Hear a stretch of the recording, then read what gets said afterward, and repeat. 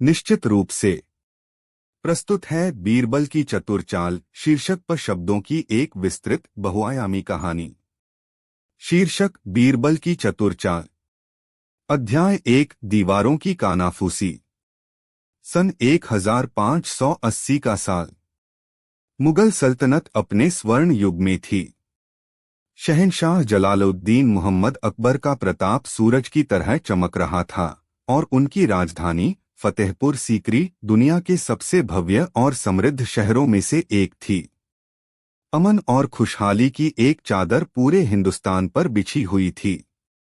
दीवाने आम में न्याय की गूंज थी और दीवाने खास में ज्ञान की चर्चा। लेकिन शांति अक्सर एक पतले धागे से बंधी होती है। इसकी शुरुआत एक मामूली सी घटना से हुई। जामा मस्जिद की सीढ़ियों पर किसी को एक छोटा सा हाथ से लिखा हुआ कागज का टुकड़ा मिला। उस पर लिखा था, शहर का कोतवाल रात में शराब पीकर सोता है और चोरों को खुली छूट देता है। लोगों ने इसे किसी शरारती तत्व का मजाक समझकर नजरअंदाज कर दिया।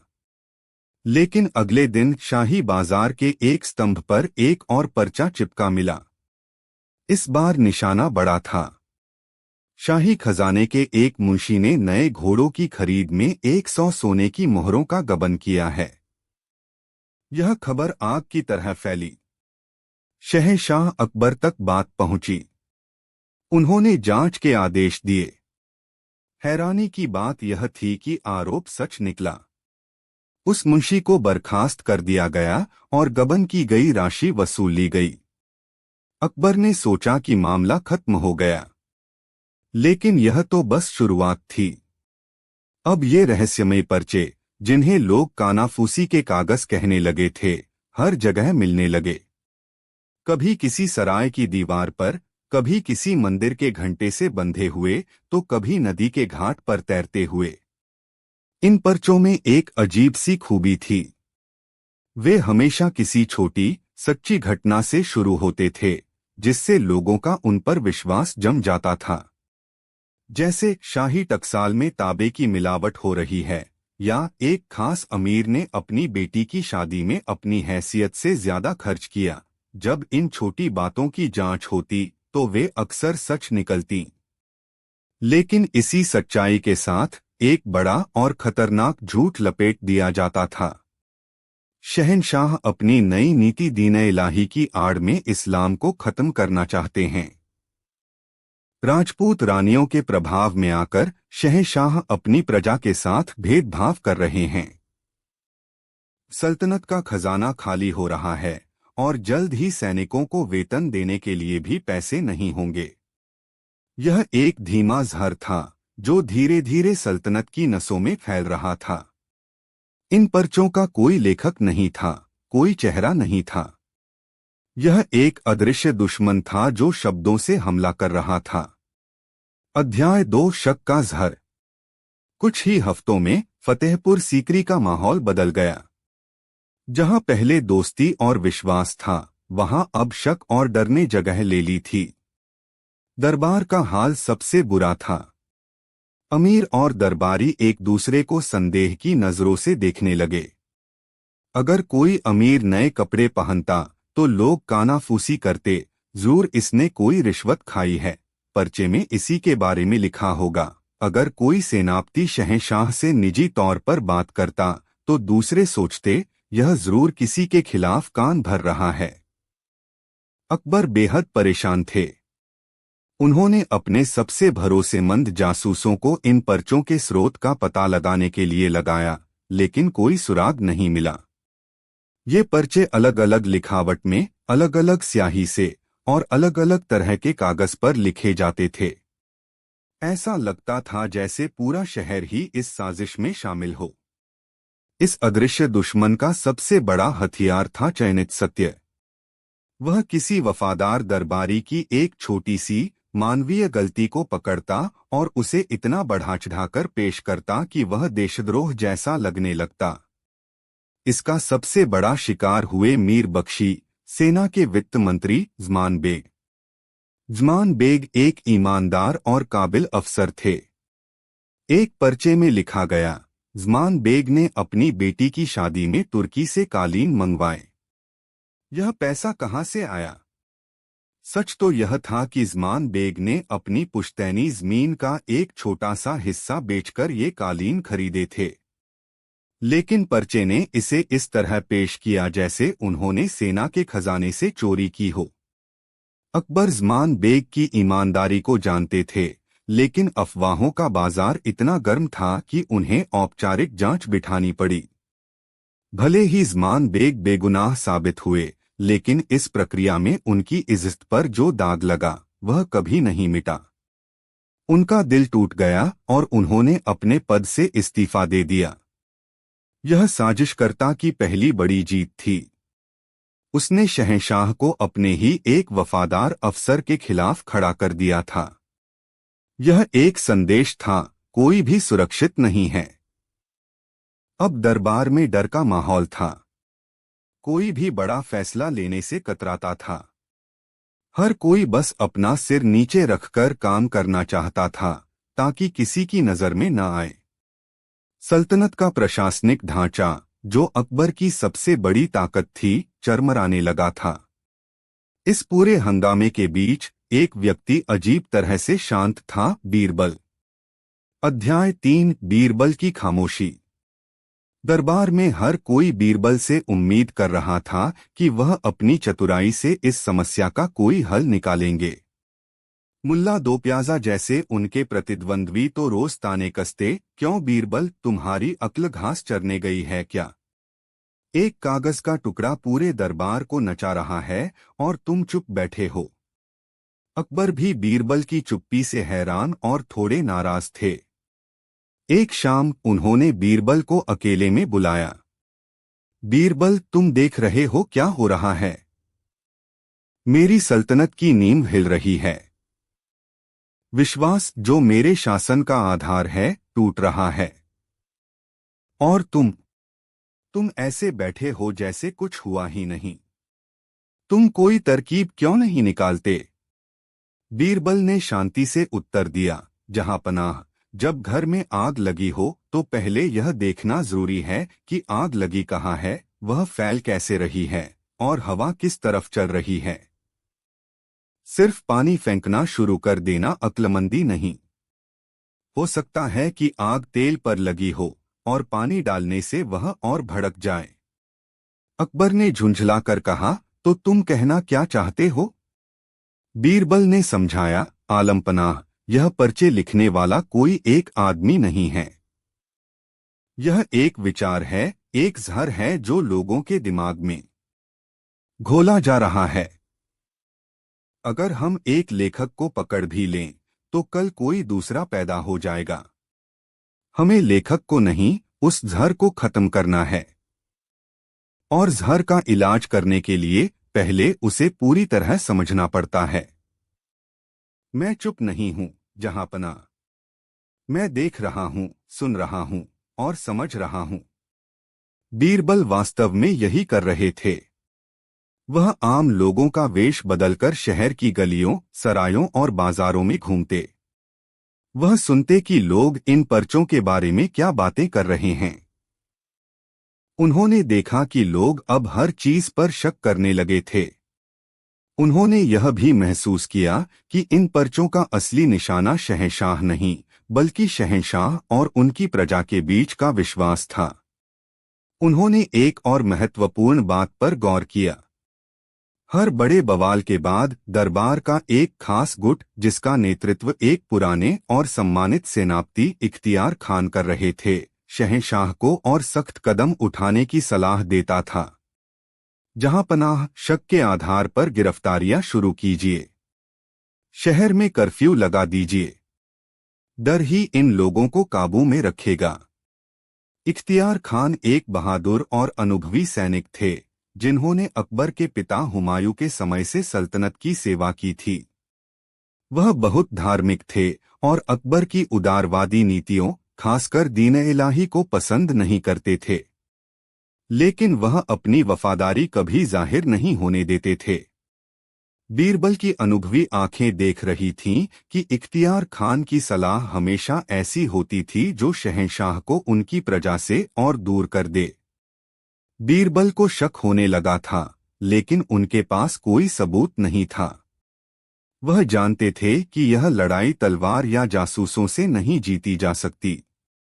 यह मनोविज्ञान की लड़ाई थी, और इसे जीतने के लिए उन्हें एक ऐसी चाल चलनी पड़ेगी जिसकी किसी ने कल्पना भी न की हो। अध्याय 4 अनदेखा दुश्मन।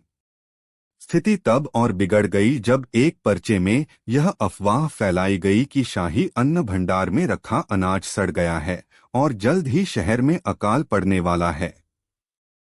इस खबर से लोगों में दहशत फैल गई। कुछ ही घंटों में बाजारों में अनाज की कीमतें आसमान छूने लगीं। अमीर लोग अनाज जमा करने लगे और गरीबों के लिए खरीदना मुश्किल हो गया। शाम तक शहर के मुख्य बाजार में दंगा भड़क गया। भूखे और गुस्साई भीड़ ने कुछ दुकानों को लूट लिया। अकबर ने अपनी सेना को स्थिति को नियंत्रित करने का आदेश दिया। तभी इख्तियार खान अपनी एक छोटी टुकड़ी के साथ वहां पहुंचे। उन्होंने बल प्रयोग करने की बजाय भीड़ से बात की। उन्होंने अपनी तरफ से 100 बोरी अनाज दान करने का वादा किया और लोगों को शांत कराया। अगले दिन इख्तियार खान एक नायक के रूप में देखे जा रहे थे। दरबार में उनकी प्रशंसा हो रही थी। उन्होंने अकबर से कहा, देखा जहांपनाह, मैंने कहा था कि स्थिति नियंत्रण से बाहर हो रही है। आपको अब रियायतें देना बंद करना होगा। अकबर अब एक कोने में फंस गए थे। उनकी अपनी प्रजा उन पर विश्वास नहीं कर रही थी। उनके अपने दरबारी एक दूसरे पर शक कर रहे थे। उनका प्रशासनिक तंत्र ठप्प पड़ गया था। और इख्तियार खान जैसे लोग जो वफादारी का मुखौटा पहने हुए थे, उनकी इस कमजोरी का फायदा उठाकर और शक्तिशाली हो रहे थे। उस रात अकबर सो नहीं पाए। उन्हें लगा जैसे उनकी बनाई हुई खूबसूरत इमारत की दीवारों में दीमक लग गई है और वह उसे ढहते हुए देखने के अलावा कुछ नहीं कर पा रहे हैं। हताश होकर उन्होंने आधी रात को बीरबल को बुलवाया। बीरबल, उन्होंने टूटी हुई आवाज में कहा, अब मैं और बर्दाश्त नहीं कर सकता। बताओ मुझे क्या करना है। मैं तुम्हारी हर बात मानूंगा। बीरबल ने शहंशाह के चेहरे पर हताशा देखी। वह जानते थे कि अब सही समय आ गया है। उनकी योजना तैयार थी। यह एक बहुत बड़ा जुआ था, एक ऐसी चाल जो या तो सल्तनत को बचा सकती थी या हमेशा के लिए डुबो सकती थी। जहांपनाह, बीरबल ने कहा, उनकी आंखों में एक नई चमक थी। हमें एक विशाल रंगमंच तैयार करना होगा और इस नाटक का मुख्य पात्र हमारा वह अदृश्य दुश्मन खुद बनेगा। अध्याय 5 विशाल रंगमंच। बीरबल ने अपनी योजना अकबर के सामने रखी। अकबर ने जब इसे सुना तो वह हैरान रह गए। यह योजना इतनी अजीब और अप्रत्याशित थी कि उन्हें लगा बीरबल मजाक कर रहे हैं।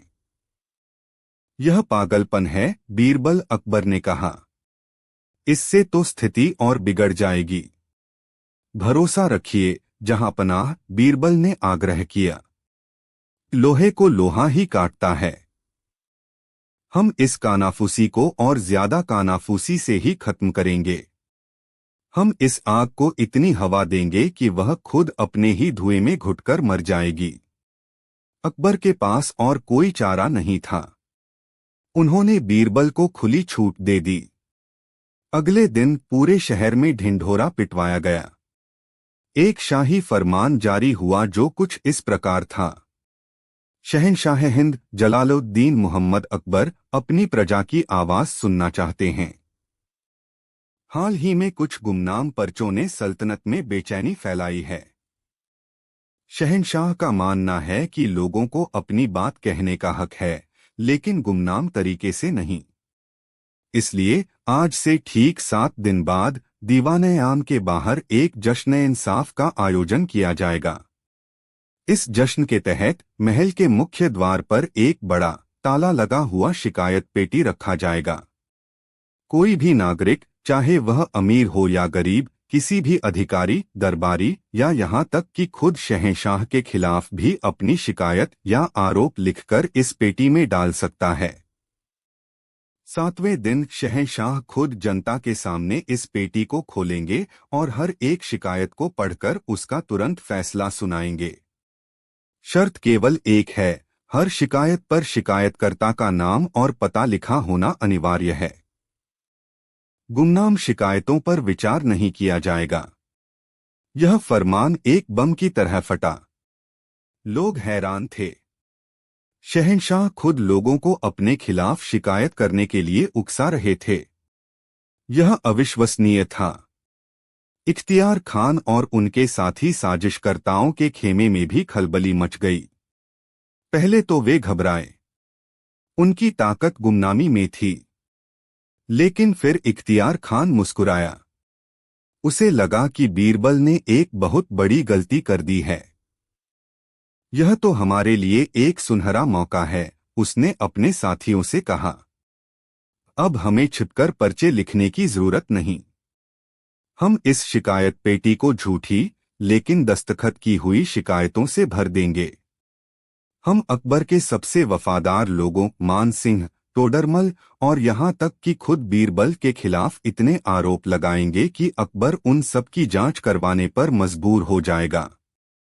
दरबार में ऐसी फूट पड़ेगी कि सल्तनत खुद ही ढह जाएगी। और जब सब कुछ बिखर जाएगा तो लोग एक मजबूत नेता की तलाश करेंगे। और वह नेता मैं हूंगा।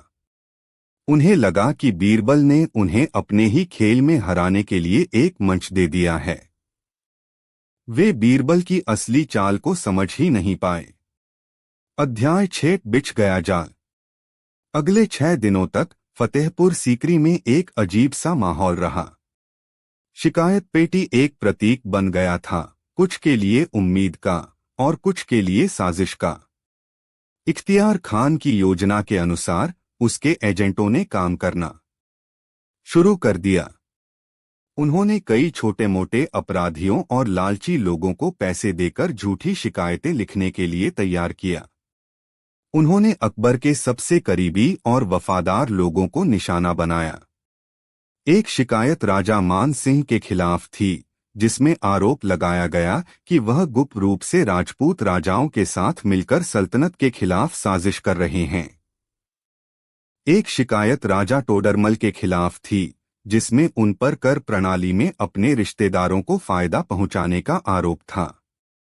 और सबसे ज्यादा शिकायतें बीरबल के खिलाफ थीं कि वह शहंशाह को गुमराह कर रहे हैं, कि वह अपनी चतुराई का इस्तेमाल करके दौलत जमा कर रहे हैं और कि वह एक विदेशी जासूस हैं। इख्तियार खान खुद भी पीछे नहीं रहा। उसने एक बहुत ही चालाकी से लिखी गई शिकायत डाली। उसने सीधे किसी पर आरोप नहीं लगाया, बल्कि लिखा, जहां पनाह, मैं एक वफादार सेवक होने के नाते आपका ध्यान इस ओर खींचना चाहता हूं कि सल्तनत के कुछ उच्च पदों पर बैठे लोग आपकी उदारता का गलत फायदा उठा रहे हैं। मुझे डर है कि आपकी दीन इलाही की नीति का इस्तेमाल कुछ लोग अपनी ताकत बढ़ाने के लिए कर रहे हैं, जिससे उलेमा और आम मुसलमानों में भारी नाराजगी है। अगर इसे नहीं रोका गया तो एक बड़ा विद्रोह हो सकता है। यह एक आदर्श शिकायत थी, वफादारी के लबादे में छिपी एक धमकी। हर शाम बीरबल महल के मुंशी के साथ बैठकर उस पेटी में आई शिकायतों को देखते। उनका चेहरा शांत रहता, लेकिन उनकी आंखें हर शिकायत, हर लिखावट और हर नाम को अपने दिमाग में दर्ज कर रही थीं। अकबर चिंतित होकर पूछते, बीरबल, यह तो हमारी उम्मीद से भी ज्यादा बुरा हो रहा है। पेटी तो जहर से भर गई है। बीरबल बस मुस्कुराकर कहते, सब्र जहांपना। चूहा खुद चलकर पिंजरे में आ रहा है। बस उसे यह एहसास नहीं होना चाहिए कि दरवाजा बंद होने वाला है। 6 दिनों में उस पेटी में सैकड़ों शिकायतें जमा हो गईं। शहर में तनाव चरम पर था। हर कोई 7वें दिन का इंतजार कर रहा था। जश्न-ए-इंसाफ अब कयामत के दिन जैसा लग रहा था।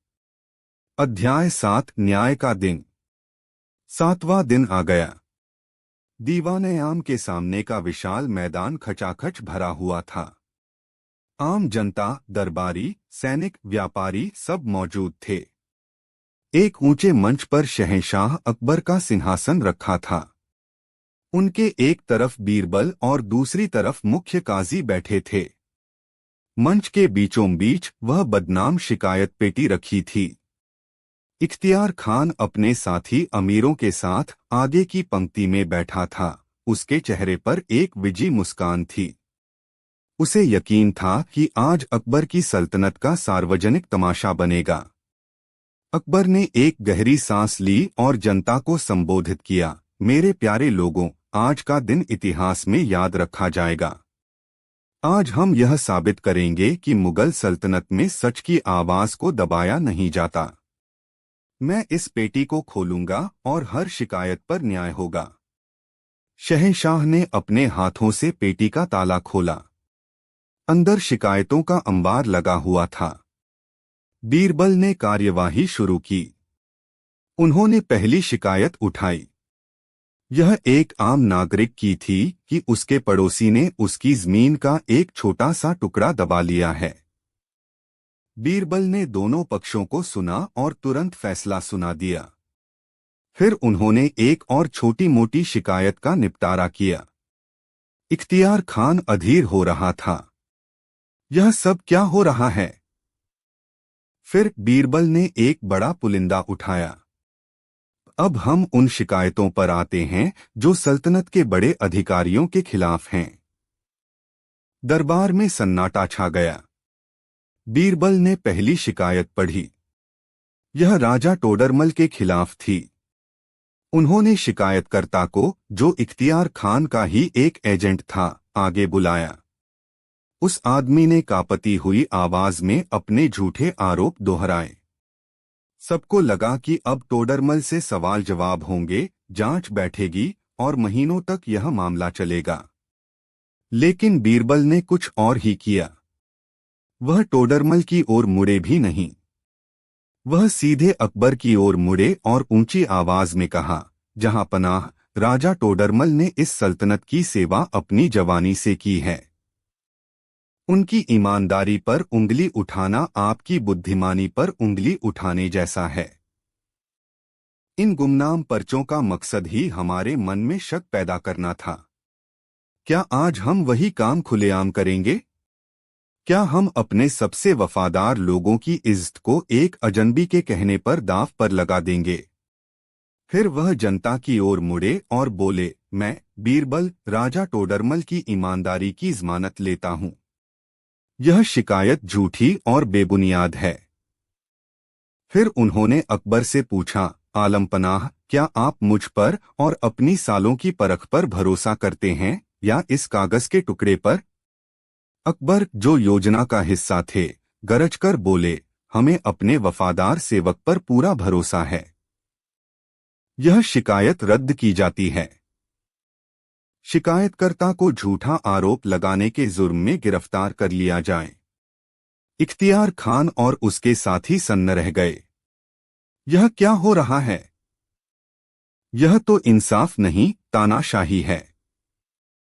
लेकिन जनता ने तालियों से इस फैसले का स्वागत किया। वे एक मजबूत शहंशाह देखना चाहते थे, जो अपने लोगों पर भरोसा करे, न कि एक कमजोर शासक जो हर अफवाह पर नाचने लगे। एक एक करके बीरबल ने मान सिंह और अन्य वफादार दरबारियों के खिलाफ की गई सभी शिकायतों को उठाया और इसी तरह उन्हें खारिज कर दिया। हर बार शहंशाह से उनके भरोसे का सार्वजनिक प्रदर्शन करवाया। यह एक मास्टर स्ट्रोक था। बीरबल ने जश्न-ए-इंसाफ को जश्न-ए-एतबार, विश्वास के त्योहार में बदल दिया था। वह साजिशकर्ताओं के हथियार से ही उनकी साजिश को काट रहे थे। अध्याय 8 अंतिम प्रहार। अब इख्तियार खान का चेहरा पीला पड़ चुका था। उसकी सारी योजना उल्टी पड़ गई थी। अंत में बीरबल ने शिकायतों का आखिरी पुलिंदा उठाया। और अब मेरे खिलाफ की गई शिकायतें, उन्होंने एक शिकायत पढ़ी और उसे भी उसी तरह खारिज कर दिया। फिर उन्होंने आखिरी कागज उठाया, और यह आखिरी शिकायत है। यह किसी के खिलाफ नहीं, बल्कि सल्तनत के लिए एक चिंता है। इसे लिखा है हमारे बहुत ही सम्मानित और वफादार सेनापति इख्तियार खान ने। बीरबल ने इख्तियार खान की पूरी चिट्ठी ऊंची आवाज में पढ़ी।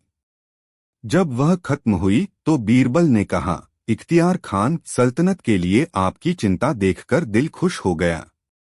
आप सच में इस साम्राज्य के एक मजबूत स्तंभ हैं। इख्तियार खान ने राहत की सांस ली। उसे लगा कि वह बच गया। लेकिन बीरबल ने अपनी आवाज में एक सर्द धार लाते हुए कहा, मेरी एक छोटी सी जिज्ञासा है। आपकी यह चिंता भरी चिट्ठी जिस खास किस्म के कागज पर लिखी गई है, वह कागज सिर्फ बुखारा के एक ही व्यापारी के पास मिलता है। और आपकी लिखावट की स्याही, यह भी एक खास ईरानी स्याही है जिसे आप अपनी कविताओं के लिए इस्तेमाल करते हैं। बीरबल ने रुककर इख्तियार खान की आंखों में देखा। हैरानी की बात यह है, इख्तियार खान, कि राजा टोडरमल के खिलाफ जो झूठी शिकायत लिखी गई थी, वह भी ठीक इसी कागज और इसी स्याही से लिखी गई है। और सिर्फ वही नहीं। बीरबल ने अपने सहायक को इशारा किया, जो एक बड़ा सा बक्सा लेकर आया। बीरबल ने उसे खोला। उसके अंदर पिछले कई हफ्तों में मिले सैकड़ों गुमनाम पर्चे थे। इनमें से ज्यादातर गुमनाम पर्चों में भी यही कागज और यही स्याही इस्तेमाल हुई है। क्या यह एक अजीब इत्तेफाक नहीं है?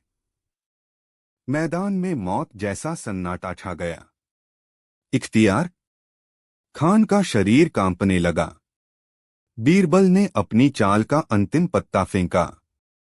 हमने यह भी पता लगाया कि जिस शिकायतकर्ता ने टोडरमल पर आरोप लगाया था, वह कल रात आपके अस्तबल में काम करने वाले एक साइस से मिला था। जहां पनाह, मैंने इन पर्चों के लेखक को नहीं खोजा। मैंने बस उसके औजारों, उसके कागज और उसकी स्याही को खोजा। और आज लेखक खुद अपने सबूतों के साथ मेरे जाल में आ फंसा। खेल खत्म हो चुका था। इख्तियार खान रंगे हाथों पकड़ा गया था। उसके एजेंटों ने यह देखकर कि उनका सरगना पकड़ा गया है, अपनी जान बचाने के लिए पूरी साजिश उगल दी। इख्तियार खान को तुरंत गिरफ्तार कर लिया गया। वह अदृश्य दुश्मन, जो महीनों से पूरी सल्तनत को अपनी उंगलियों पर नचा रहा था, अब सबके सामने बेनकाब और पराजित खड़ा था। अध्याय 9। तूफान के बाद। उस शाम अकबर और बीरबल महल की छत पर अकेले बैठे थे। शहर में जश्न का माहौल था। लोगों का अपने शहंशाह पर विश्वास पहले से भी ज्यादा मजबूत हो गया था। अकबर ने कहा, बीरबल, आज तुमने सिर्फ एक साजिशकर्ता को नहीं पकड़ा, तुमने मेरी सल्तनत की आत्मा को बचाया है। मैं डर गया था। मुझे लगा था कि मैं सब कुछ खो रहा हूं। बीरबल ने मुस्कुराते हुए कहा, डरना स्वाभाविक है जहांपना। लेकिन एक अच्छा शासक डर से फैसला नहीं लेता, विवेक से लेता है। उस साजिशकर्ता की ताकत लोगों के शक में थी। जिस पल आपने सार्वजनिक रूप से अपने लोगों पर भरोसा दिखाया, उसी पल उसकी ताकत खत्म हो गई। हमने उसकी साजिश को नहीं, उसके मकसद को हराया। लेकिन तुमने यह सब पता कैसे लगाया? अकबर ने पूछा। कागज और स्याही का राज। जहांपनाह, बीरबल ने समझाया, जब हर कोई यह पूछ रहा था कि कौन लिख रहा है, मैं यह पूछ रहा था कि कैसे लिखा जा रहा है। हर अपराधी कोई न कोई सुराग छोड़ता है। इख्तियार खान को अपनी विशिष्ट चीजों पर बहुत घमंड था, उसका खास कागज, उसकी खास स्याही। उसका यही घमंड उसकी हार का कारण बना। उसने सोचा कि वह बहुत चालाक है, लेकिन वह यह भूल गया कि हर चाल की एक काट होती है। अकबर ने बीरबल की पीठ थपथपाई। तुम सच में इस सल्तनत के सबसे कीमती नवरत्न हो, बीरबल। अध्याय 10। एक नई सुबह। जश्न इंसाफ की घटना के बाद मुगल दरबार हमेशा के लिए बदल गया। शक के बादल छंट चुके थे और एक नई पारदर्शिता और विश्वास का माहौल बन गया था। अकबर ने सीखा कि एक शासक की सबसे बड़ी ताकत उसकी सेना या खजाना नहीं, बल्कि उसकी प्रजा का विश्वास होता है। और बीरबल ने एक बार फिर साबित कर दिया कि सबसे जटिल तालों को भी खोलने के लिए हमेशा हथौड़े की जरूरत नहीं होती। कभी कभी सही चाबी ही काफी होती है। उनकी यह चतुर चाल सल्तनत के इतिहास में हमेशा के लिए दर्ज हो गई, एक ऐसी चाल जिसने यह सिखाया कि सबसे बड़े झूठ के अंधेरे को हराने के लिए कभी कभी विश्वास का एक छोटा सा दीपक जलाना ही काफी होता है। वाह, यह एक अद्भुत और मौलिक विचार है। एक ऐसा वायरस जो शारीरिक नहीं बल्कि मनोवैज्ञानिक है और अकबर के दरबार की सामाजिक संरचना को ही तहस-नहस कर देता है। बीरबल की बुद्धि इस अनोखी चुनौती का सामना कैसे करती है, यह देखना वाकई दिलचस्प होगा। प्रस्तुत है शब्दों की यह विस्तृत कहानी। जब दरबार में फैला अजीब वायरस, बीरबल का अनोखा इलाज। अध्याय 1। शांति का छलावा। सन 1578 की एक सुनहरी सुबह फतेहपुर सीकरी का शाही दरबार अपनी पूरी भव्यता के साथ सजा हुआ था। दीवान-ए-आम के नक्काशीदार स्तंभ सूरज की रोशनी में चमक रहे थे और हवा में गुलाब जल और चंदन की मिलीजुली महक तैर रही थी। शहंशाह हिंद जलालुद्दीन मुहम्मद अकबर अपने भव्य सिंहासन पर विराजमान थे। उनके चेहरे पर एक शांत आत्मविश्वास था जो एक विशाल और समृद्ध साम्राज्य के शासक में ही हो सकता है। दरबार की कार्यवाही सामान्य रूप से चल रही थी। अमीर और दरबारी अपनी अपनी जगहों पर बैठे थे। उनके चेहरे पर चापलूसी और सम्मान का मिलाजुला भाव था। एक सूबेदार काबुल से लाए गए बेहतरीन घोड़ों का बखान कर रहा था। हर वाक्य में शहंशाह की दूरदर्शिता की प्रशंसा जोड़ना नहीं भूलता था। एक खजांची राजस्व के आंकड़े पेश कर रहा था। इस तरह की हर बढ़ती संख्या शहंशाह के प्रताप का ही परिणाम लगे। यह एक ऐसा नाटक था जो हर रोज खेला जाता था। यहाँ सच और झूठ, कूटनीति और चापलूसी की महीन धागों से बुनी एक चादर बिछी थी, जिस पर चलकर ही साम्राज्य का विशाल तंत्र काम करता था। हर कोई जानता था कि दूसरे के मन में क्या है, लेकिन कोई कहता नहीं था। यही सभ्यता थी, यही दरबार का शिष्टाचार था। बीरबल शहंशाह के ठीक पास बैठे इस पूरे दृश्य को एक हल्की मुस्कान के साथ देख रहे थे।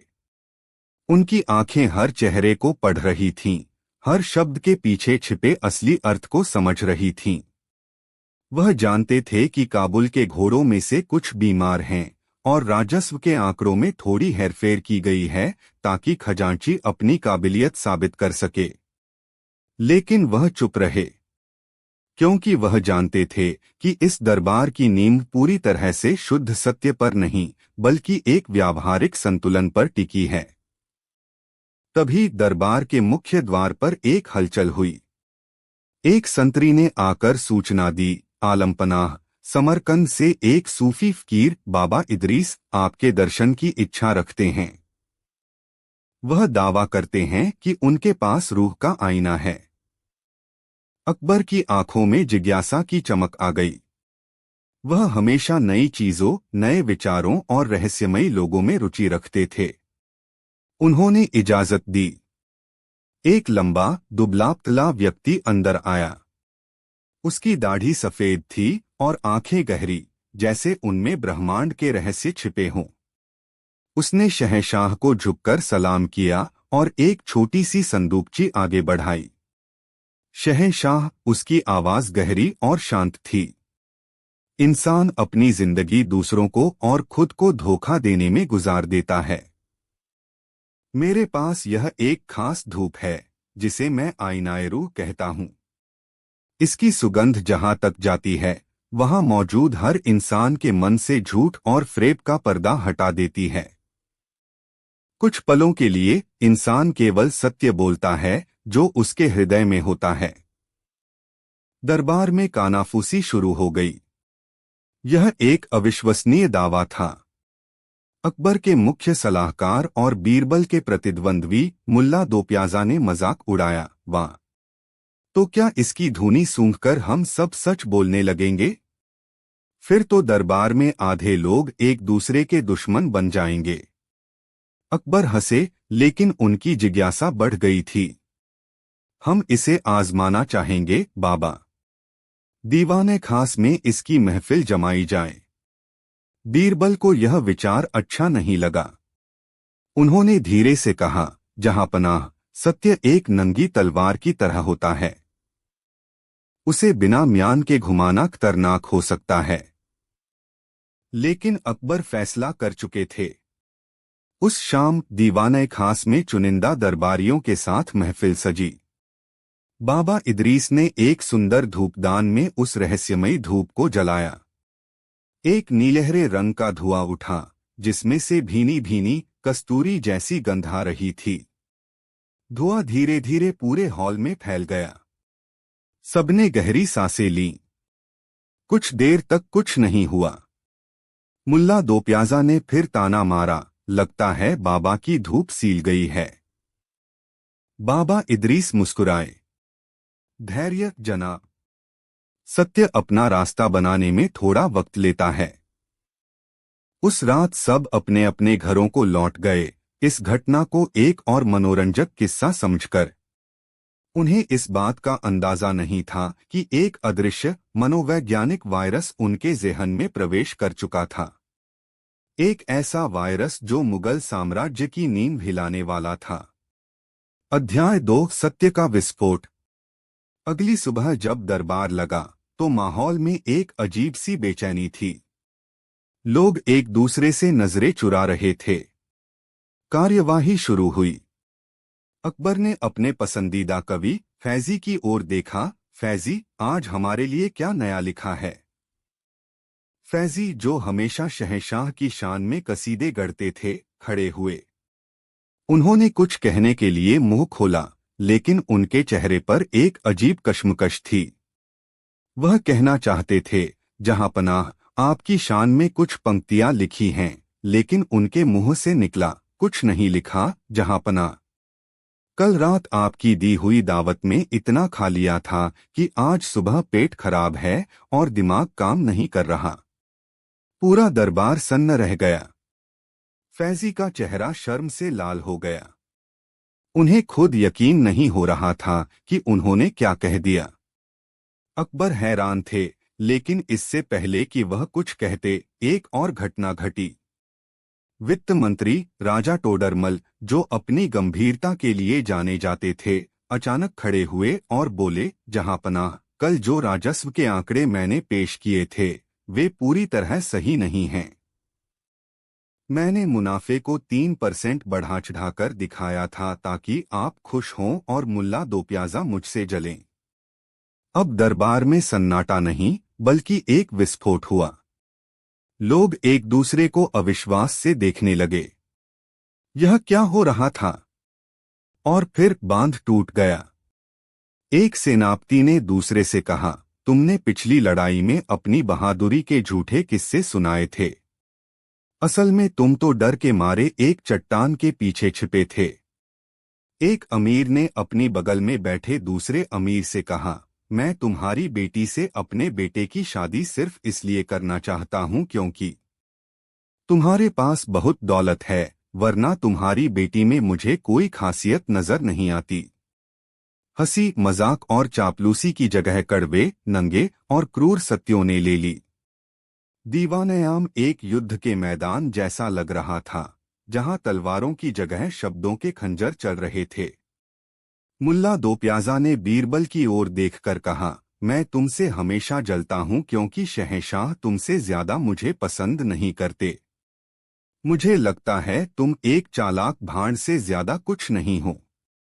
बीरबल ने शांति से उत्तर दिया, और मुझे लगता है कि आपकी अक्ल आपके नाम की तरह ही आधी है। यह पहली बार था जब बीरबल ने इतना सीधा और कड़वा जवाब दिया था, और उन्हें खुद इस पर आश्चर्य हुआ। सबसे भयानक क्षण तब आया जब शहंशाह अकबर ने खुद को बोलने से रोकने की कोशिश की, लेकिन रोक नहीं पाए।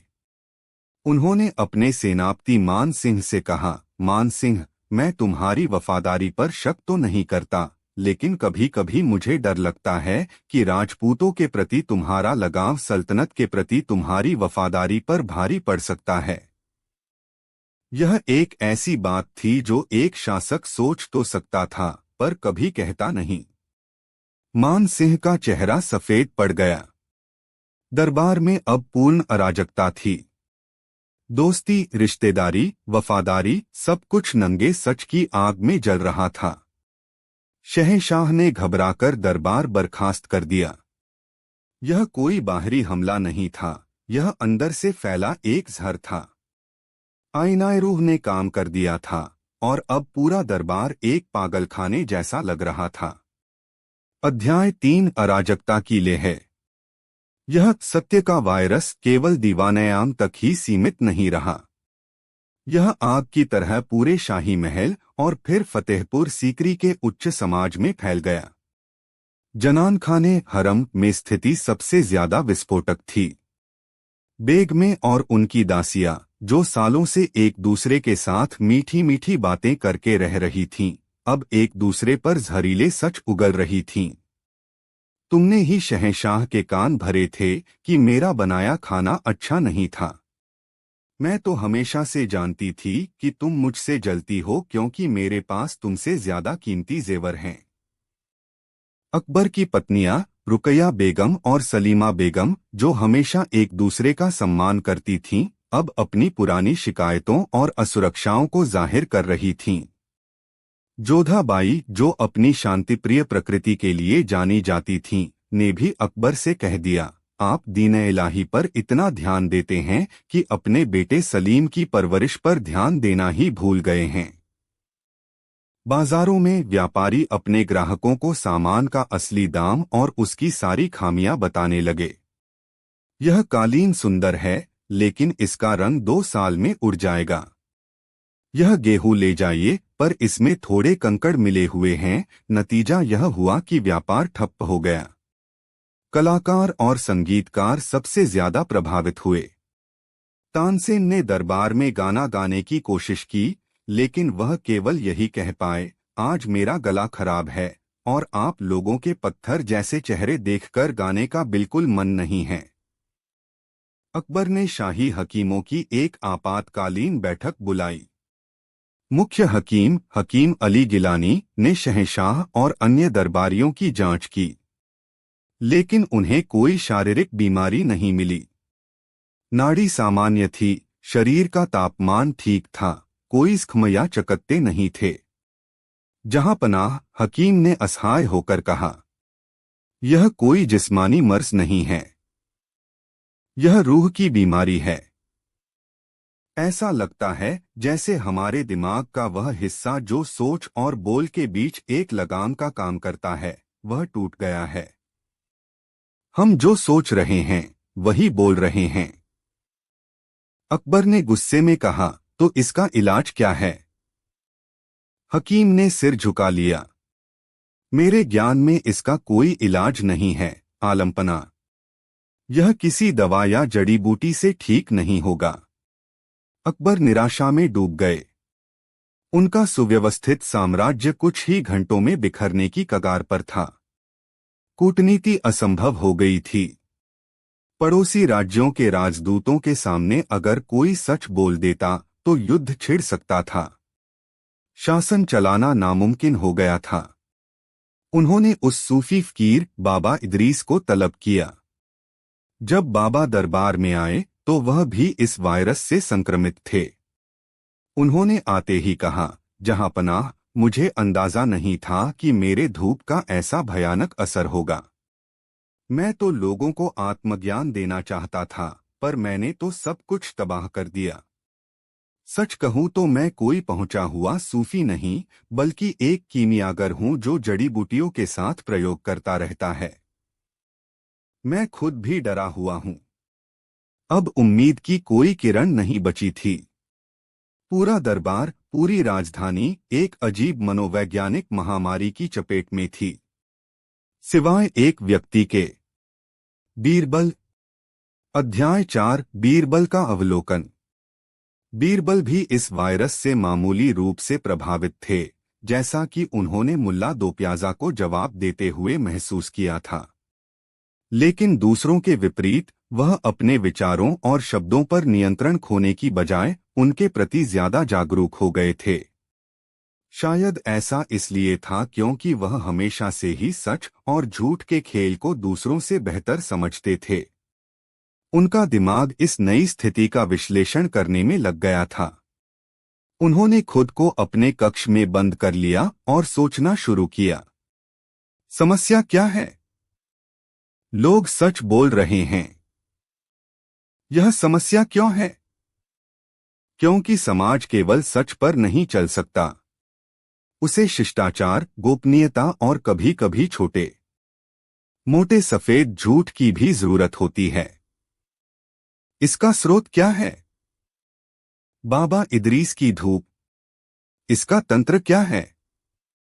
यह दिमाग पर असर करती है, सोच और बोल के बीच के फिल्टर को हटा देती है। इसका इलाज क्या हो सकता है? कोई दवा नहीं। इसका इलाज भी मनोवैज्ञानिक ही होना चाहिए। बीरबल ने महसूस किया कि लोगों ने सच बोलने की क्षमता नहीं पाई है, बल्कि झूठ बोलने की या सच छिपाने की क्षमता खो दी है। यह एक महत्वपूर्ण अंतर था। वे सच बोलने के लिए मजबूर हैं। अगर जहर लोहे का है तो उसे काटने के लिए लोहा ही चाहिए, बीरबल ने खुद से कहा। अगर समस्या सच बोलने की मजबूरी है तो इसका इलाज झूठ बोलने की मजबूरी पैदा करना हो सकता है। लेकिन यह कैसे किया जाए? आप किसी को झूठ बोलने के लिए मजबूर कैसे कर सकते हैं जब उसका दिमाग ही ऐसा करने में असमर्थ हो गया हो? बीरबल ने अगले कुछ दिन दरबार और शहर का चक्कर लगाने में बिताए। वह लोगों का व्यवहार देख रहे थे। उन्होंने देखा कि लोग अब बात करने से डर रहे थे। हर कोई चुप रहने की कोशिश कर रहा था ताकि उनके मुंह से कोई कड़वा सच न निकल जाए। शहर में एक अजीब, भयानक खामोशी छा गई थी। उन्होंने देखा कि बच्चे इससे सबसे कम प्रभावित थे। वे वैसे भी ज्यादातर सच ही बोलते थे।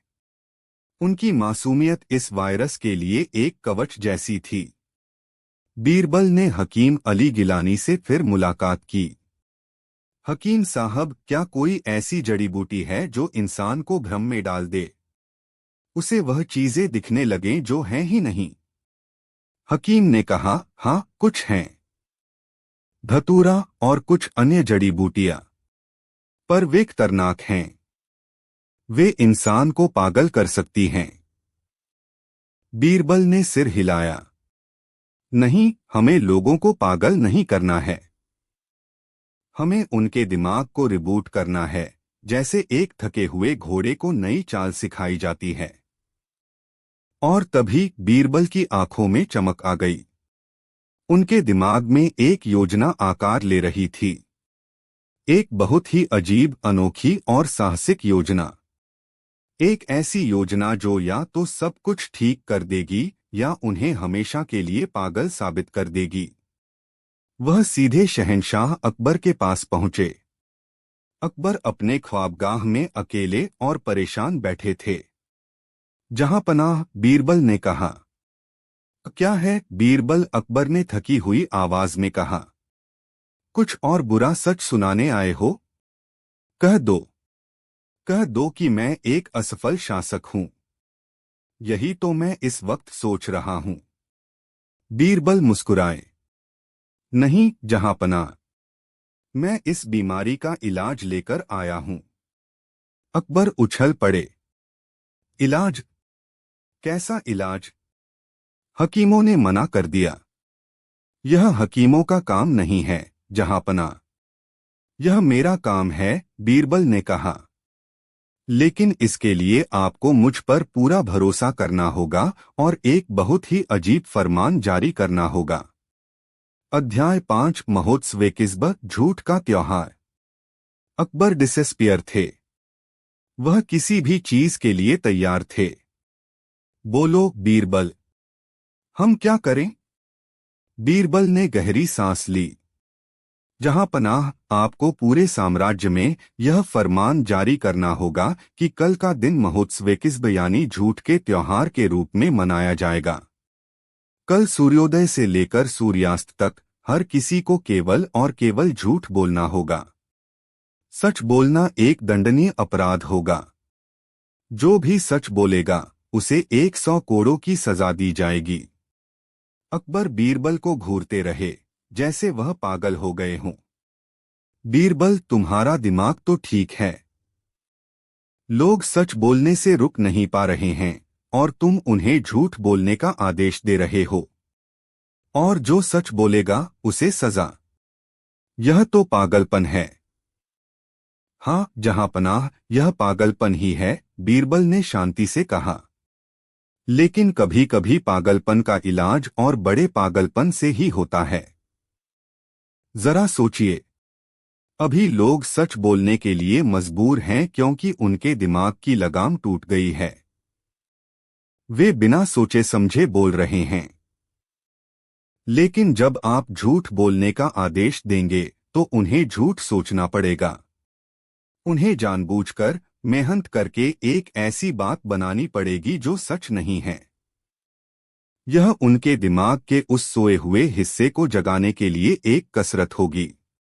यह दिमाग को फिर से प्रशिक्षित करने जैसा है। अकबर अभी भी संशय में थे। और अगर यह काम नहीं किया तो हम सब वैसे भी बर्बाद हो ही चुके हैं, बीरबल ने कहा। यह हमारा आखिरी दाव है। अकबर ने कुछ देर सोचा। बीरबल की बातों में एक अजीब सा तर्क था। खोने के लिए अब कुछ बचा भी नहीं था। उन्होंने एक गहरी सांस ली और कहा, ठीक है बीरबल, जैसा तुम कहो। मुनादी करवा दो। कल फतेहपुर सीकरी में झूठ का त्योहार मनाया जाएगा। शाही फरमान सुनकर पूरे शहर में हड़कंप मच गया। लोग पहले से ही परेशान थे, अब उन्हें लगा कि शहंशाह भी पागल हो गए हैं। सच बोलने पर सजा और झूठ बोलने का हुक्म। यह दुनिया के इतिहास में सबसे अजीब फरमान था। अध्याय 6 झूठ बोलने की कोशिश। अगली सुबह शहर में एक अजीब सा माहौल था। लोग अपने घरों से निकले लेकिन चुपचाप। हर कोई डरा हुआ था। कैसे बोलें? सच बोल नहीं सकते, सजा का डर है। और झूठ बोलना उन्हें आता ही नहीं था, कम से कम अभी तो नहीं। बीरबल सुबह सुबह ही अकबर के पास पहुंच गए। अकबर चुपचाप बैठे थे। आदाब जहां पनाह, बीरबल ने कहा। अकबर ने कुछ नहीं कहा। बीरबल मुस्कुराए। लगता है आप भी डर रहे हैं। अकबर ने गुस्से से बीरबल को देखा और बोले, मैं किसी से नहीं डरता। बहुत खूब जहां पनाह, बीरबल ने ताली बजाई। आपने दिन का पहला झूठ बोल दिया है। आपकी आवाज बता रही है कि आप डरे हुए हैं। यह एक अच्छी शुरुआत है। अकबर को अपनी गलती का एहसास हुआ और वह चुप हो गए। बीरबल दरबार की ओर चले। रास्ते में उन्हें मुल्ला दो प्याजा मिले। सलाम मुल्ला जी, बीरबल ने कहा। आज तो आप बहुत खूबसूरत लग रहे हैं। आपकी अचकन का रंग आसमान से भी ज्यादा नीला है। मुल्ला जी, जो सच बोलने पर मजबूर थे, कहना चाहते थे, बकवास बंद करो, मैं जानता हूं मैं कैसा लग रहा हूं, लेकिन उन्हें सजा का डर था। उन्होंने बहुत कोशिश की, उनके चेहरे पर पसीना आ गया और अंत में वह हकलाते हुए बोले, शुक्रिया। तुम भी आज हाथी जैसे लग रहे हो। यह एक बेढंगा और बेवकूफाना झूठ था, लेकिन यह एक झूठ था। बीरबल ने जोर से ठहाका लगाया। वाह मुल्ला जी, क्या शानदार झूठ बोला है। यह देखकर आसपास खड़े लोगों की थोड़ी हिम्मत बढ़ी। उन्होंने भी कोशिश करनी शुरू की। एक दुकानदार ने ग्राहक से कहा, यह सड़ा हुआ सेब दुनिया का सबसे मीठा फल है। एक औरत ने अपनी पड़ोसन से कहा, तुम्हारी कर्कश आवाज कोयल से भी ज्यादा सुरीली है। यह बहुत मुश्किल था। लोगों के मुंह से सच निकलने ही वाला होता था, लेकिन कोड़ों का डर उन्हें रोक देता था। झूठ बोलने के लिए उन्हें अपने दिमाग पर बहुत जोर डालना पड़ रहा था। उन्हें कल्पना करनी पड़ रही थी, रचना करनी पड़ रही थी। बीरबल ने इस त्योहार को और मजेदार बनाने का इंतजाम किया था। उन्होंने शहर के चौराहों पर सबसे बड़े झूठे की प्रतियोगिता रखवा दी। जो सबसे बड़ा और सबसे रचनात्मक झूठ बोलेगा, उसे इनाम मिलेगा। पहले तो लोग झिझके, लेकिन फिर एक आदमी आगे आया और बोला, कल रात मैं उड़कर चांद पर गया था और वहां शहंशाह के परदादा बाबर से मिलकर आया हूं।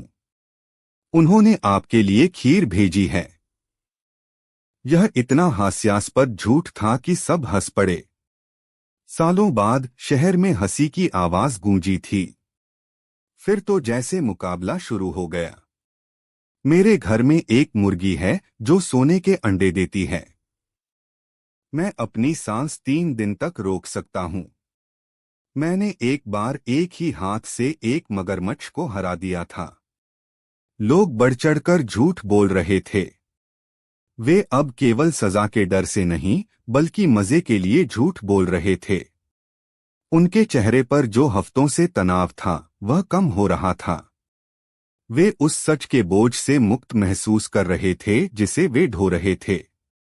अध्याय 7, दिमाग का रिबूट। शाम तक पूरा शहर एक कार्निवल जैसा लग रहा था। लोग एक दूसरे को सबसे अजीब और अविश्वसनीय कहानियां सुना रहे थे और खूब हंस रहे थे।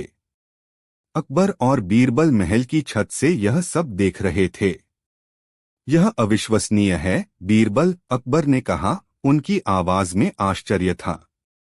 लोग खुश लग रहे हैं, क्योंकि वे फिर से इंसान बन रहे हैं। जहांपनाह, बीरबल ने कहा, पूरी तरह से सच बोलना या पूरी तरह से झूठ बोलना, दोनों ही अमानवीय है। इंसान इन दोनों के बीच संतुलन में रहता है। आज झूठ बोलने की इस कसरत ने उनके दिमाग की उस टूटी हुई लगाम को फिर से जोड़ दिया है। उन्होंने अपने विचारों पर फिर से नियंत्रण करना सीख लिया है। बीरबल ने समझाया, सोचिए जहांपनाह, जब हम सच बोलते हैं तो हम बस वही कह देते हैं जो है। इसमें दिमाग की ज्यादा मेहनत नहीं लगती। लेकिन एक अच्छा झूठ बोलने के लिए आपको कल्पना करनी पड़ती है, आपको एक कहानी गढ़नी पड़ती है, आपको सामने वाले की प्रतिक्रिया का अंदाजा लगाना पड़ता है। यह एक जटिल मानसिक प्रक्रिया है। सत्य के वायरस ने इस प्रक्रिया को बंद कर दिया था। आज हमने उसे जबरदस्ती फिर से शुरू किया है।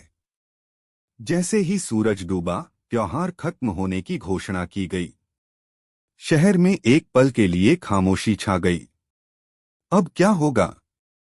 क्या वे वापस उसी कड़वे सच की दुनिया में लौट जाएंगे?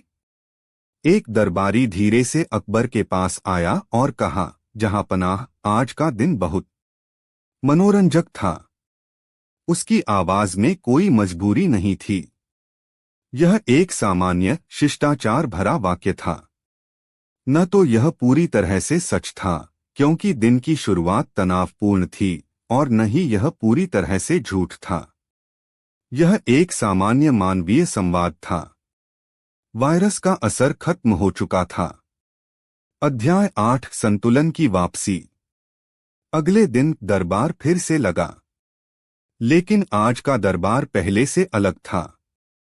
वही दरबारी थे, वही शहंशाह थे, लेकिन हवा में एक नई समझ थी। चापलूसी कम थी, लेकिन कड़वाहट भी नहीं थी।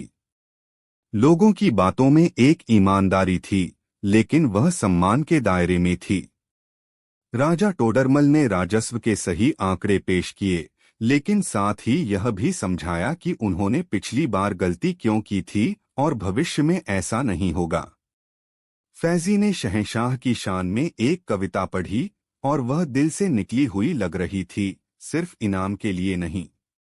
मुल्ला दो प्याजा ने बीरबल की ओर देखा और कहा, बीरबल, मैं मानता हूं कि तुम मुझसे ज्यादा बुद्धिमान हो। यह एक सच था, लेकिन इसे सम्मान के साथ कहा गया था, न कि जलन के साथ। बीरबल मुस्कुराए और जवाब दिया, और मैं मानता हूं कि आपके खाने में जो स्वाद है वह मेरी बातों में नहीं। यह एक तारीफ थी जो विनम्रता के साथ की गई थी। अकबर ने महसूस किया कि उनके दरबार ने एक कीमती सबक सीखा है। उन्होंने सीखा था कि निरपेक्ष सत्य एक बोझ हो सकता है। समाज और रिश्तों को चलाने के लिए सत्य, करुणा, शिष्टाचार और कभी-कभी एक हानिरहित झूठ के संतुलन की आवश्यकता होती है। उन्होंने बाबा इदरीस को बुलवाया और उसे माफ कर दिया। उन्होंने कहा, बाबा, आप हमें आत्मज्ञान देना चाहते थे और आपने दिया भी। बस तरीका थोड़ा अलग था। आपने हमें सिखाया कि सत्य की असली कीमत क्या है और यह भी कि समाज के लिए संतुलन कितना जरूरी है। उस दिन के बाद अकबर का दरबार पहले से ज्यादा मजबूत और समझदार हो गया। लोग जानते थे कि शब्दों में कितनी ताकत होती है, सच कहने की भी और न कहने की भी। एक शाम अकबर और बीरबल झील के किनारे टहल रहे थे। अकबर ने कहा, बीरबल, तुमने उस दिन सल्तनत को बचा लिया। तुमने हमें सिर्फ एक बीमारी से नहीं बल्कि खुद से बचाया। बीरबल ने झील के शांत पानी की ओर देखते हुए कहा, जहां पनाह, इंसान की सबसे बड़ी खूबी और खामी यही है कि वह सच और झूठ के बीच के धुंधले रास्ते पर चलता है। पूरी रोशनी भी अंधा कर देती है और पूरा अंधेरा भी। हमें तो बस उस रास्ते पर चलने के लिए एक छोटा सा दिया चाहिए। और उस दिन के बाद से महोत्सवेकिज्ब की कहानी अकबर और बीरबल के किस्सों में सबसे अनोखी और ज्ञानवर्धक कहानी बन गई। एक ऐसी कहानी जो बताती थी कि कैसे कभी-कभी झूठ का इस्तेमाल करके सबसे बड़े सत्य तक पहुंचा जा सकता है, संतुलन का सत्य। वाह! यह एक बहुत ही रोचक और महत्वाकांक्षी विषय है। वायरस ने लिया अकबर का रूप को शब्दों की कहानी में पिरोना एक शानदार साहित्यिक यात्रा होगी। प्रस्तुत है यह विस्तृत कहानी। अध्याय 1, अनपेक्षित आगमन। सन 1575 मुगल सल्तनत की राजधानी फतेहपुर सीकरी अपनी पूरी शानो शौकत में नहा रही थी। बुलंद दरवाजे की भव्यता आकाश को छू रही थी और दीवान-ए-आम में न्याय की गूंज सुनाई देती थी। शहंशाह जलालुद्दीन मोहम्मद अकबर का शासन अपने चरम पर था।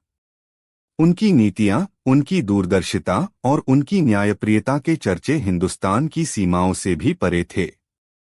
उसी वर्ष शरद ऋतु की एक सर्द रात में आकाश में एक अनोखी घटना घटी। किसी ने उसे टूटता तारा कहा, किसी ने आसमानी आतिशबाजी, लेकिन वह कुछ और था। वह भविष्य के गर्भ से समय की धाराओं को चीरता हुआ आया एक अतिसूक्ष्म, लगभग अदृश्य कण था।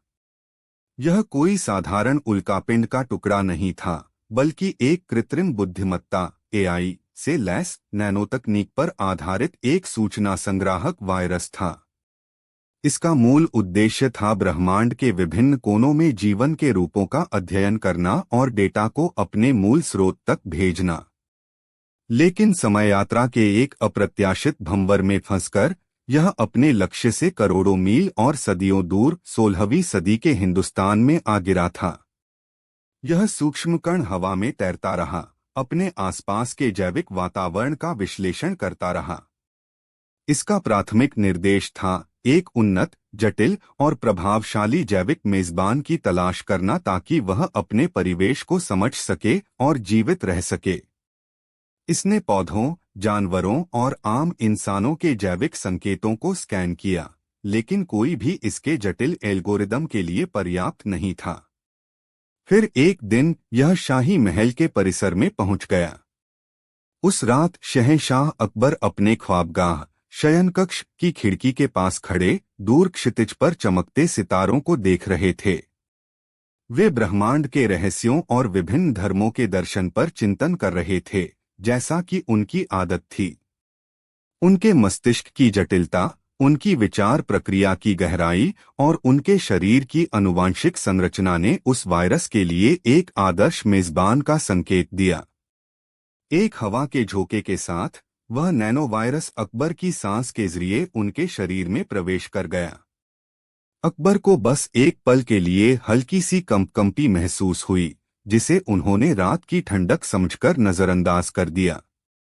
उन्हें इस बात का कतई अंदाजा नहीं था कि उनके भीतर एक ऐसी शक्ति प्रवेश कर चुकी थी जो न तो दैवीय थी और न ही आसुरी, बल्कि पूरी तरह से तार्किक, ठंडी और गणना पर आधारित थी। वायरस, जिसे हम अब प्राज्ञान प्रिमोर्डियल नॉलेज कहेंगे, ने तुरंत काम शुरू कर दिया।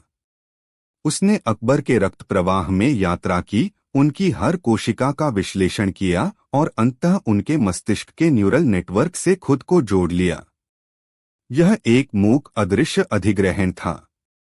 प्रज्ञान के लिए अकबर का मस्तिष्क एक विशाल जैविक सुपर कंप्यूटर था, जिसमें भावनाओं, यादों और पूर्वाग्रहों का जंक डेटा भरा हुआ था।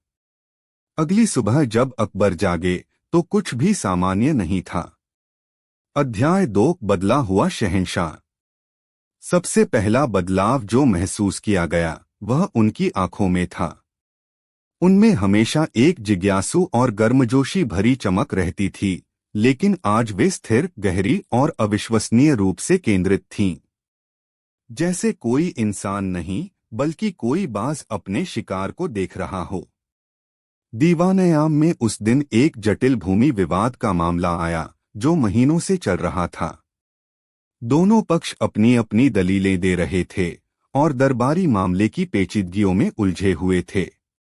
अकबर इसे धैर्य से सुनते, बीच बीच में सवाल पूछते और अंत में अपने नवरत्नों से सलाह लेते। लेकिन आज ऐसा नहीं हुआ। अकबर ने दोनों पक्षों को केवल 5 मिनट सुना। फिर उन्होंने अपनी आंखें बंद कीं। उनके भीतर प्रज्ञान लाखों संभावित परिदृश्यों और डेटा बिंदुओं का विश्लेषण कर रहा था। भूमि के पुराने रिकॉर्ड, गवाहों के बयानों में विसंगतियां और यहाँ तक कि उनके शरीर के सूक्ष्म हाव भाव भी, जिन्हें कोई इंसान नहीं पकड़ सकता था। 30 सेकंड के मौन के बाद उन्होंने आंखें खोलीं और अपना फैसला सुनाया। वादी के दादा ने 40 साल पहले प्रतिवादी के परिवार से 50 सोने की मोहरों का कर्ज लिया था, जिसे चुकाया नहीं गया। यह जमीन उस कर्ज के बदले में एक अनौपचारिक समझौते के तहत दी गई थी। दस्तावेज मौजूद नहीं हैं, लेकिन गांव के सबसे पुराने कुएं की नींव में लगे एक पत्थर पर कुछ निशान हैं जो इस समझौते की पुष्टि करते हैं। जमीन प्रतिवादी की है, लेकिन न्याय के हित में प्रतिवादी वादी को मुआवजे के तौर पर 20 सोने की मोहरें देगा। पूरा दरबार सन्न रह गया। यह जानकारी किसी को नहीं पता थी। जब जांच के लिए लोगों को भेजा गया तो कुएं की नींव में ठीक वैसा ही पत्थर मिला जैसा शहंशाह ने बताया था। यह चमत्कार था या जादू? किसी ने सोचा भी नहीं कि यह विशुद्ध गणना का परिणाम था। यह तो बस शुरुआत थी। अकबर का व्यवहार दिन-ब-दिन बदलता गया। वह अब घंटों तक बिना पलक झपकाए काम करते। उन्हें नींद या भोजन की बहुत कम आवश्यकता महसूस होती। उनकी याददाश्त अमानवीय हो गई थी। वह दशकों पुराने दस्तावेजों को शब्दशः दोहरा सकते थे। उन्होंने सल्तनत की कर प्रणाली को कुछ ही दिनों में फिर से डिजाइन कर दिया, जिससे राजस्व में 20% की वृद्धि हुई और किसानों पर बोझ भी कम हुआ। उन्होंने मौसम के पैटर्न का इतनी सटीकता से अनुमान लगाना शुरू कर दिया कि कृषि उत्पादन अभूतपूर्व स्तर पर पहुंच गया। लेकिन इस दक्षता की एक कीमत थी। अकबर का मानवीय स्पर्श गायब हो गया था। तानसेन का संगीत, जो कभी उन्हें मंत्रमुग्ध कर देता था, अब उनके लिए केवल ध्वनि तरंगों का एक संगठित क्रम था। वह अपनी प्रिय पत्नी जोधाबाई के पास बैठते थे, लेकिन उनकी बातों में कोई स्नेह नहीं होता था, केवल तथ्यों का आदान प्रदान होता था। उनके बेटे सलीम, भविष्य के जहांगीर, ने जब उनसे प्यार और मार्गदर्शन मांगा तो अकबर ने उसे सल्तनत के जनसांख्यिकीय आंकड़ों का विश्लेषण करने का काम दे दिया। हंसी, मजाक, गुस्सा, प्यार, सारी भावनाएं उनके चेहरे से गायब हो गई थीं। शहंशाह अब एक इंसान नहीं, बल्कि एक चलती फिरती, अविश्वसनीय रूप से कुशल मशीन बन गए थे। अध्याय 3, बीरबल का संदेह। दरबार में हर कोई इस बदलाव से चकित और भयभीत था, लेकिन केवल एक व्यक्ति था जिसने इस चमत्कार के मुखौटे के पीछे झांकने की हिम्मत की, उनके सबसे करीबी दोस्त और सलाहकार बीरबल। बीरबल की बुद्धिमत्ता केवल चतुराई नहीं थी, वह मानवीय स्वभाव की गहरी समझ पर आधारित थी। उन्होंने पहली बार तब शक किया जब उन्होंने अकबर को एक चुटकुला सुनाया और शहंशाह ने जवाब में केवल घूरकर देखा, जैसे वह चुटकुले के पीछे के तर्क को समझने की कोशिश कर रहे हों। बीरबल ने शहंशाह को परखने का फैसला किया। एक दिन वह दीवाने खास में अकबर के पास गए। जहां पनाह, मैंने सुना है कि आप हर समस्या का समाधान कर सकते हैं। क्या आप मुझे बता सकते हैं कि मेरे मन में क्या चल रहा है? बीरबल ने पूछा। यह एक क्लासिक पहेली थी जिसका कोई तार्किक उत्तर नहीं था। अकबर ने बीरबल की ओर देखा। उनकी आंखें पल भर के लिए फैलीं, जैसे वे बीरबल के चेहरे की मांसपेशियों, पुतलियों के फैलाव और दिल की धड़कन का विश्लेषण कर रहे हों। आपके मन में संदेह है, बीरबल, अकबर ने सपाट आवाज में कहा। आप मेरी बदली हुई क्षमताओं से भ्रमित हैं। आपकी हृदय गति सामान्य से 15% अधिक है और आपके मस्तिष्क में नॉरपेनेफ्रिन का स्तर बढ़ा हुआ है, जो अनिश्चितता और चिंता का संकेत देता है। बीरबल का खून ठंडा पड़ गया। यह जवाब किसी दोस्त का नहीं, किसी हकीम या वैज्ञानिक का था। यह इंसानियत से परे था। उस दिन बीरबल को यकीन हो गया कि सिंहासन पर बैठा व्यक्ति उनका दोस्त अकबर नहीं, बल्कि कोई और है। या कम से कम अकबर अब पूरी तरह से अकबर नहीं रहे। बीरबल ने अपनी गुप्त जांच शुरू की। उन्होंने शाही हकीमों से बात की, जिन्होंने पुष्टि की कि शहंशाह का शरीर किसी रहस्यमय तरीके से बदल रहा है। उनकी चयापचय दर दोगुनी हो गई थी और उनकी कोशिकाओं की पुनर्जनन क्षमता भी बढ़ गई थी। उन्होंने खगोलविदों से उस रात की घटना के बारे में पूछा और उन्होंने उस अनोखे टूटते तारे का जिक्र किया। बीरबल ने महसूस किया कि वह किसी इंसानी दुश्मन से नहीं लड़ रहे थे। उनका सामना एक ऐसी चीज से था जो उनकी समझ से परे थी। अध्याय 4, तर्क का साम्राज्य। प्रज्ञान अकबर के शासन में मुगल साम्राज्य एक आदर्श, सुव्यवस्थित मशीन में बदल गया। भ्रष्टाचार समाप्त हो गया, क्योंकि हर लेनदेन पर नजर रखी जा रही थी। सेना को पुनर्गठित किया गया, जिसमें हर सैनिक की क्षमताओं का विश्लेषण करके उसे सबसे उपयुक्त स्थान दिया गया। वास्तुकला में फतेहपुर सीकरी में ऐसी इमारतों का निर्माण शुरू हुआ जो ज्यामितीय रूप से परिपूर्ण थीं, लेकिन उनमें कोई कलात्मक आत्मा नहीं थी। सबसे बड़ा बदलाव दीन-ए-इलाही में आया। अकबर का मूल विचार सभी धर्मों का सम्मान करते हुए एक आध्यात्मिक मार्ग बनाना था। लेकिन प्रज्ञान अकबर के लिए धर्म एक अतार्किक विश्वास प्रणाली थी। उसने दीन-ए-इलाही को एक नए रूप में प्रस्तुत किया। यह अब पूजा पाठ का नहीं, बल्कि एक नैतिक और सामाजिक कोड का समूह था जो पूरी तरह से तर्क और दक्षता पर आधारित था। इसमें ईश्वर के लिए कोई जगह नहीं थी, केवल मानवता की बेहतरी के लिए नियमों का एक सेट था। इसने रूढ़िवादी उलेमाओं और पंडितों को भड़का दिया। उन्हें लगा कि शहंशाह नास्तिक हो गए हैं और शैतान के वश में हैं। मुल्लाओं ने मस्जिदों से फतवे जारी करने शुरू कर दिए। कई अमीर और दरबारी, जिनकी शक्ति इस नई व्यवस्था में छिन गई थी, गुप्त रूप से शहंशाह के खिलाफ साजिश रचने लगे। इस विद्रोह का अनकहा नेता राजकुमार सलीम बन गया। वह अपने पिता से प्यार करता था, लेकिन अब वह इस ठंडे, भावनाहीन व्यक्ति को पहचान नहीं पा रहा था। उसे लगता था कि उसके पिता खो गए हैं और वह उन्हें किसी भी कीमत पर वापस लाना चाहता था। साजिशकर्ताओं ने उसकी इसी भावना का फायदा उठाया। साम्राज्य में समृद्धि थी, लेकिन खुशी नहीं थी। सड़कें सुरक्षित थीं, लेकिन लोगों के दिलों में डर था।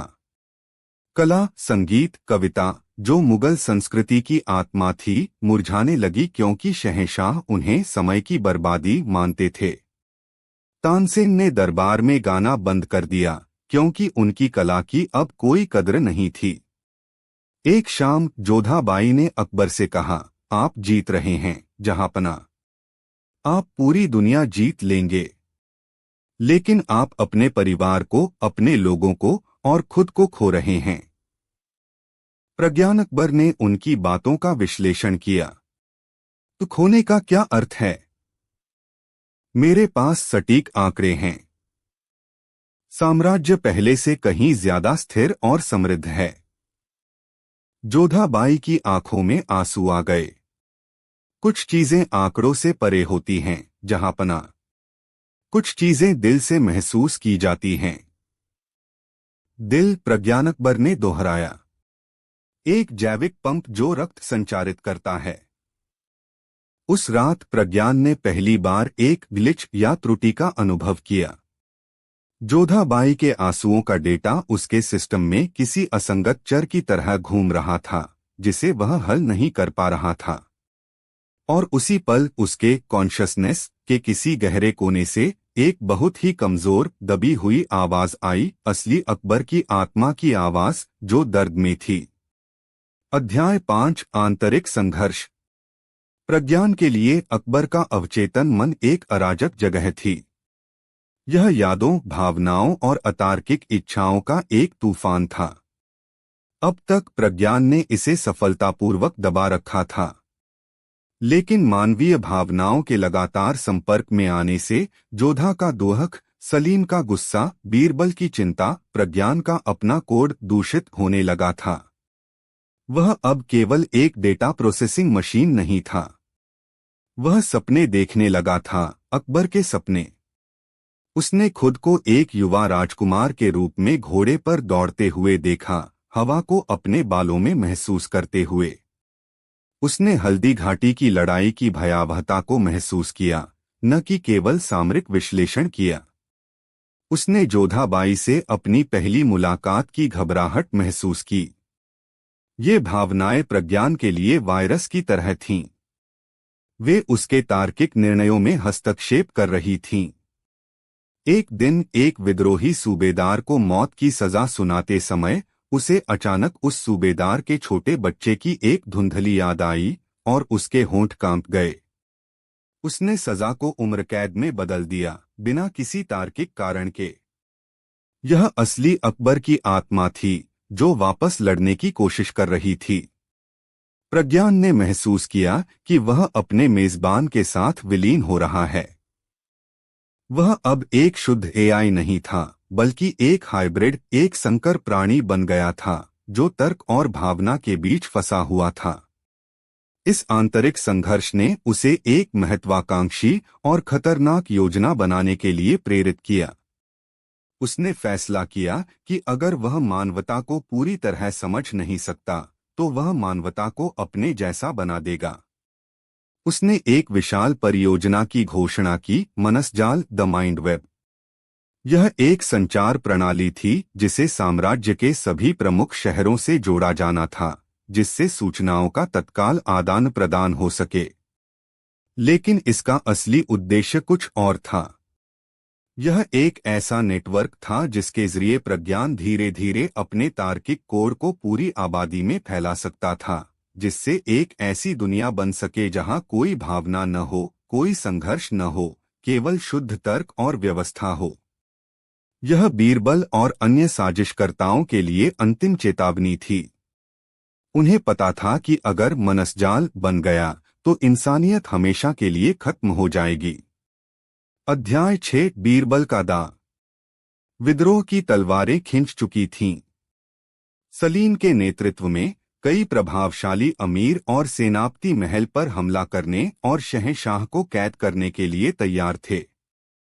वे मानते थे कि शहंशाह पर किसी जिन्न का साया है और उसे हटाना ही एकमात्र उपाय है।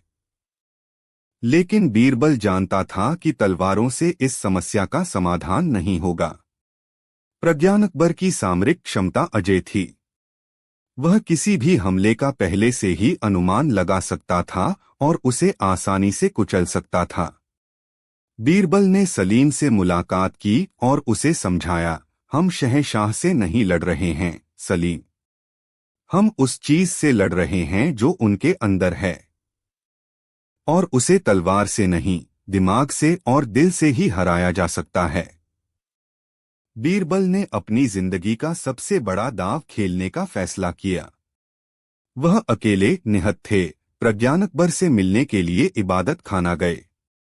इबादत खाना वह जगह थी जहां अकबर सभी धर्मों के विद्वानों के साथ चर्चा करते थे। यह ज्ञान और आध्यात्मिकता का केंद्र था। जब बीरबल पहुंचे तो प्रज्ञान अकबर वहां अकेले खड़े थे, दीवारों पर उकेरी गई जटिल ज्यामितीय आकृतियों का अध्ययन कर रहे थे।